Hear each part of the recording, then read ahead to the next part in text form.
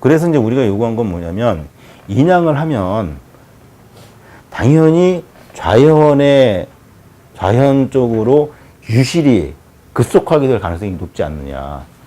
그럼 그 자연도 막을 수 있는 방법을 좀 찾아달라. 그래서 애초에 상하이 CLBG에서 만들었던 계획은 그 계획 자체가 없었어요. 그런 계획이.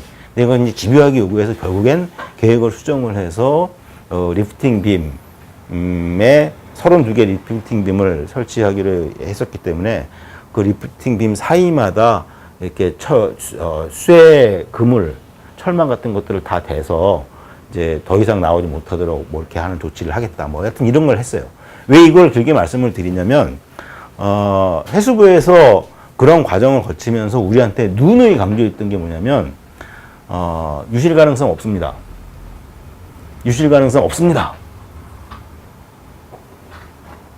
이걸 항상 강조를 해왔거든요. 항상. 근데 인양하면서 그리고 인양 이후에 그게 다 거짓말이라는 게 드러났다는 거예요. 지금까지 수많은 유해들이 총 그래서 사람 수로 따지면 한 4분 정도의 유해가 이제 발견이 다 됐죠. 인양 이후에 가장 먼저 발견된 유해가, 그 유해가 발견된 장소가 어디냐면 세월호 배 안이 아니고 세월호가 침몰했던 바닷속이었습니다. 가장 먼저 발견된 유해가. 그게 이제 지금은 고창석 선생님의 정강이뼈라고 판정이 나와 있는 상황이죠. 고창석 선생님은 지금 그 유해를 발견했다고는 얘기는 하지만 정강이뼈 하나 발견된 거예요.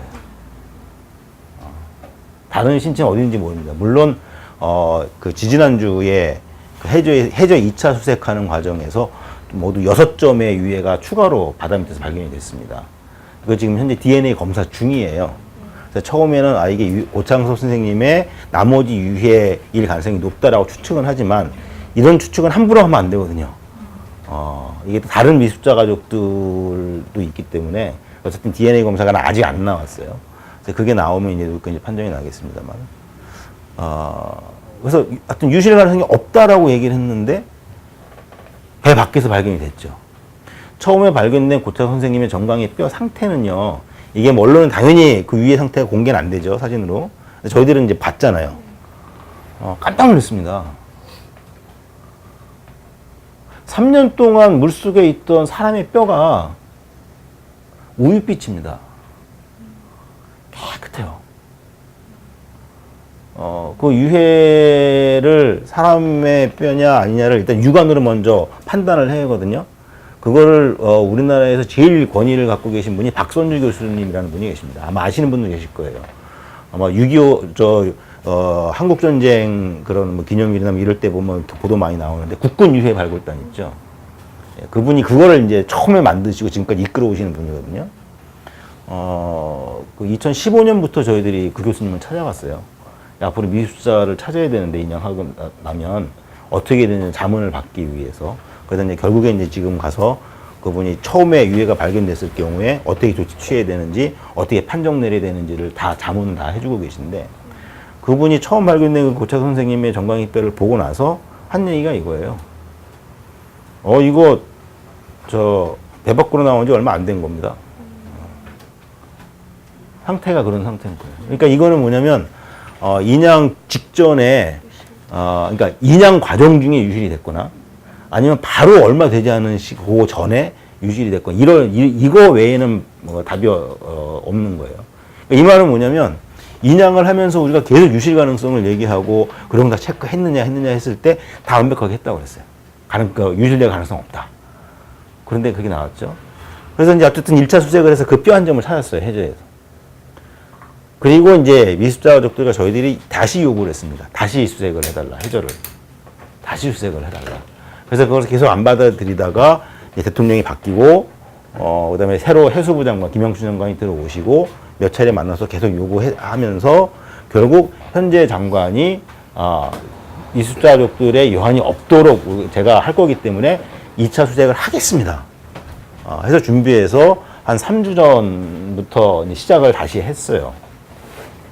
더 기가 막힌 건 그 1차 수색을 할 때 어떻게 했냐면 160m, 200m 그 펜스 안을 50개 구역으로 쪼갰습니다.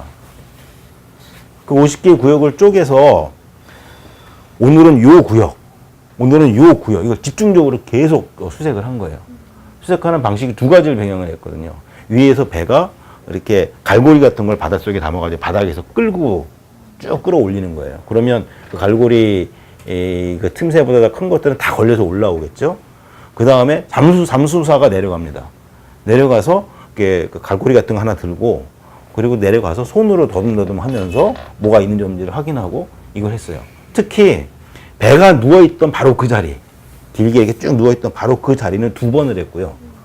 그 다음에 조류가 막 왔다 갔다 하니까 그 안에 뭐가 있으면 왔다 갔다 하다가 이 펜스에 걸리지 않겠어요? 그러니까 펜스 가장자리에 그 유류품이나 어떤 유해가 있을 가능성이 높다. 그래서 거기도 2번을 했습니다. 굉장히 철저하게 한 거죠. 대충 한 게 아니라 구역을 다 나눠서 쪼개가면서 클리어 해가면서 이렇게 갔으니까.